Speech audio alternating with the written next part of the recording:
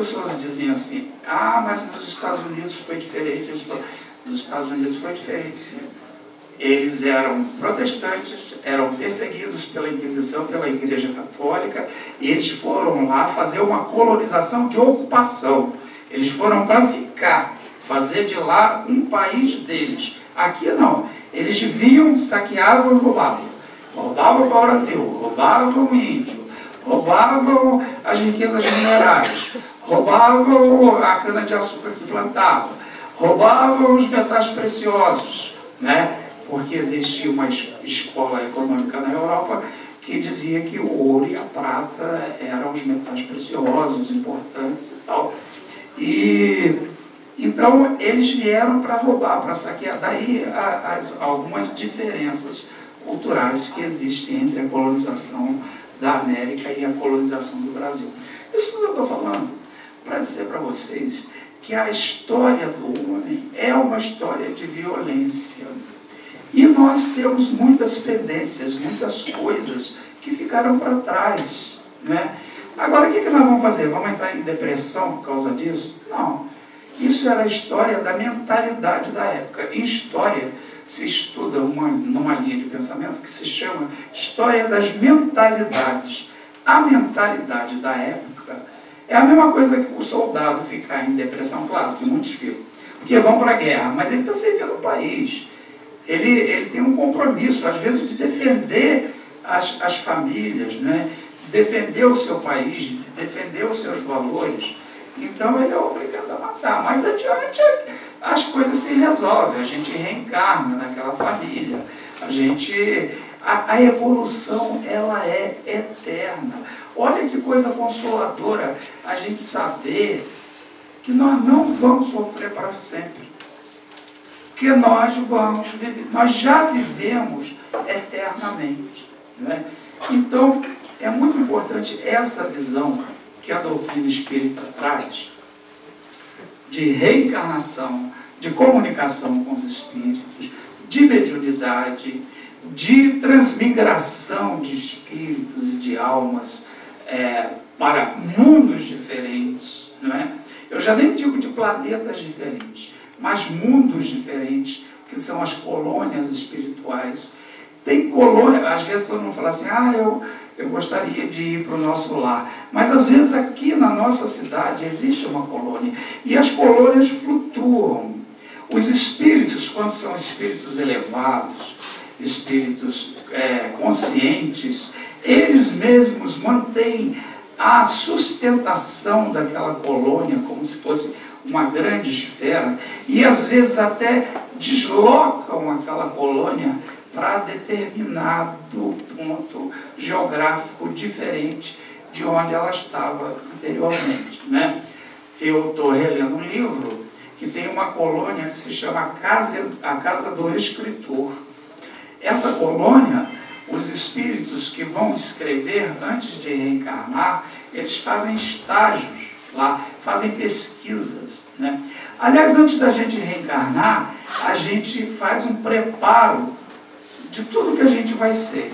O médico, ele não fica limitado somente à faculdade de medicina que ele fez em 6 anos aqui na Terra e 2 de residência. Ele já fez um curso de medicina antes de reencarnar. O médico, advogado, engenheiro, professor, enfermeiro, coveiro, qualquer profissão, né, existe já essa preparação antes de reencarnar. Aqui a gente apenas lembra, as janelas vão se abrir. Bom, hoje é um dia assim que eu gostaria de ter uma conversa diferente com vocês. Eu gostaria de falar menos e ouvir mais. Então eu gostaria que alguém que quisesse fazer alguma colocação, está livre a palavra só por hoje. Alguém quer perguntar alguma coisa? Gilson. Oi? Tudo que nós sofremos é kármico? É karma? É kármico. Todo Kármico? Tudo que a gente sofre, a gente procura às vezes o sofrimento ou a gente tem que passar por aquilo mesmo? Ou aquilo é previsto? Na verdade a encarnação a vida aqui na Terra é uma escola de aprendizagem, né? Agora, nem tudo que a gente passa é coisa de outra encarnação. Às vezes é dessa encarnação mesmo que a gente complicou, né? Mas é como se você me perguntasse assim: para eu ir ao dentista tratar do meu dente, vai doer. Tem jeito de não doer? Às vezes não. Se você precisa fazer um tratamento, tem que doer, né? Toda aprendizagem ela é difícil. E todo avanço é difícil. Toda pessoa que pratica esporte sabe como é difícil ter a disciplina e a constância na repetição dos exercícios, né? E na vida da gente, até a Sueli Meirelles, ela vai falar brevemente aqui sobre perdas. Como nós estamos num constante processo de evolução, nós estamos sempre ganhando mais, mas estamos sempre também tendo perdas, né? Por quê? Porque aquilo que nós fazíamos há uns tempos atrás, nesta encarnação ou em outra, e que era agradável para a gente, hoje, na medida que a gente tem consciência de certas coisas, nós não tem mais condição da gente fazer. E aí você fica pensando: um tempo atrás era bom, eu tomava um fogo, emburacava, hoje eu não posso mais, eu tenho conhecimento, que meu corpo é meu instrumento, que eu tenho que ter saúde, que eu preciso dessa encarnação. Então você pode achar que isso é uma perda, mas da mesma forma que quando você tem um ganho, você deixou alguma coisa para trás que já é diferente, quando você perde, é porque você também ganhou alguma coisa, né? É aquele dilema, né? A pessoa diz assim: eu não sei se eu caso, eu tenho uma vida assim tão livre, tão boa, eu sou solteiro e tal. Aí depois ele casa e fala assim: poxa, mas que coisa boa, eu tenho uma família, tenho filhos maravilhosos, né? Tem às vezes a pessoa que está vivendo bem, que gosta daquela pessoa, que está feliz, tem uma vida organizada, o patrimônio está melhor, está maior. Então, a gente está sempre num processo de evolução que não dá para a gente falar assim que tudo é karma, né? Agora, essa palavra karma, ela é uma palavra oriental que na doutrina espírita é traduzida por lei de ação e reação. Todo efeito tem uma causa, tudo tem uma causa. Vai cair. Qual foi a causa? A gravidade da Terra e porque eu larguei. Todo efeito tem uma causa. E toda causa vai produzir um efeito, né?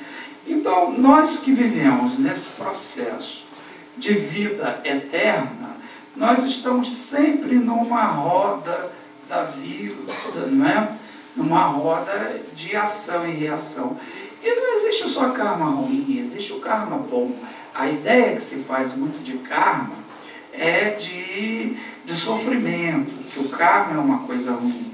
Mas não, o karma pode ser uma coisa assim muito boa, uma situação muito boa, porque se é lei de ação e reação, se você plantou coisas boas em outras vidas, em outras épocas, com outras pessoas, obviamente você vai ter momentos felizes, bons, alegres, agradáveis, com saúde, com alegria, com paz. Isso é o karma, é a lei de ação e reação. Mas e a lei da atração? O universo tanto defende. Você pode ser aquilo que você pensa que é. É verdade. Nós somos aquilo que pensamos. Então, conforme você pensa, existe todo um sistema quântico, um sistema magnético, de que semelhante atrai semelhante. Então, se você pensa em determinadas coisas, é igual o jovem quando vai sair sábado à noite para a rua. Se ele quiser aprontar, ele vai ter companhia. Se ele quiser não aprontar, ele também vai ter companhia. Ele vai encontrar alguém que não vai topar certas coisas, entende? Não vai topar certas paradinhas, não é? Então, assim... Sabe por que eu estou perguntando isso? Desculpa te interromper. Não, claro. É pela fé. É porque na Igreja Católica a gente aprende que tudo é a fé. E o que é a fé? É você acreditar em algo, né? É você colocar uma energia positiva naquilo que você deseja conseguir. Exatamente. Então, o Evangelho fala na fé em Deus, na fé em si próprio e na fé no próximo. Né? Então você tem que ter fé em si próprio, de acordo, acreditar que você pode determinadas coisas. Agora, a fé sem obras é uma fé morta. Se você encontra um jovem e diz assim, não, eu tenho fé que eu vou passar no vestibular de engenharia. O cara não sabe nada de matemática, não sabe nada de física, tem horror de ciências exatas, não se esforça. Mas eu tenho uma fé que eu vou passar no vestibular. Como, meu amigo? Como você vai passar?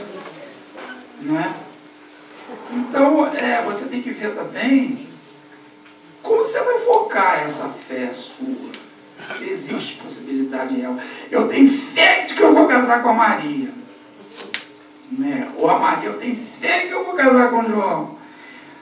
Bom, não conhece, não sabe, não tem como, não há uma ponte de sintonia, não há. Como que vai?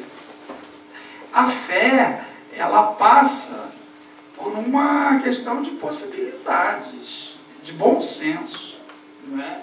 Eu não posso dizer assim, eu tenho fé de que eu vou voar e me atirar daquela janela lá. Eu não vou voar. Né? Então é mais ou menos assim. Agora, realmente, você vê as possibilidades. Né? Agora, existe uma lei magnética, uma lei de atração, sim, semelhante, atrai semelhante de uma certa forma. Eu não sei se respondi, mas pode continuar. Eu falo isso, Gilson, em relação à cura. Né? Normalmente as pessoas vêm na casa espírita ou em outra casa em busca da cura.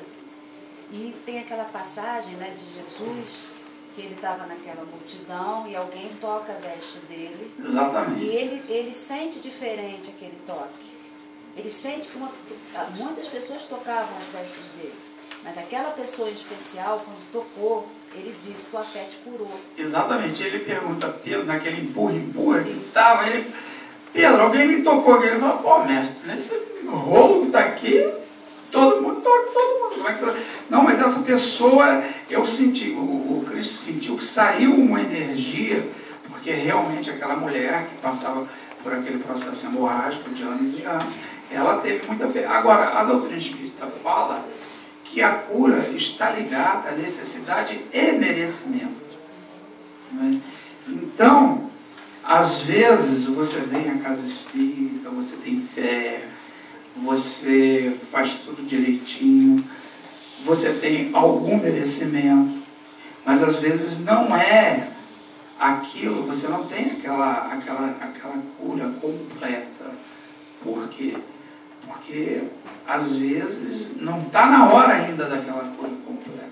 Mas na medida em que você se aprofunda na sua espiritualidade, você vai se fortalecer tanto com a sua própria fé, que você tem dias que você vai dizer assim, eu já nem ligo mais, nem estou mais sofrendo por causa disso. Aí a pessoa diz, mas você ficou boa? Não fiquei boa não, mas eu já estou tirando de letra, entende? Isso acontece também. Agora, a fé, seja na casa espírita, seja em qualquer religião, ela depende muito da necessidade que aquela pessoa está passando, ou do merecimento. Né? Eu tenho uma dúvida assim, todo mundo, toda pessoa que desencarna, ela encarna depois? Não, ela tem que passar por da mesma forma que ela passou por um processo de preparação antes de encarnar, ela vai passar por um processo de avaliação ao desencarnar para ver em que pontos ela avançou. Porque eu vejo assim, se todo mundo que desencarna chega lá em cima, encarna novamente, como é que eu vou chegar lá e vou encontrar meu marido lá se ele já estiver encarnado?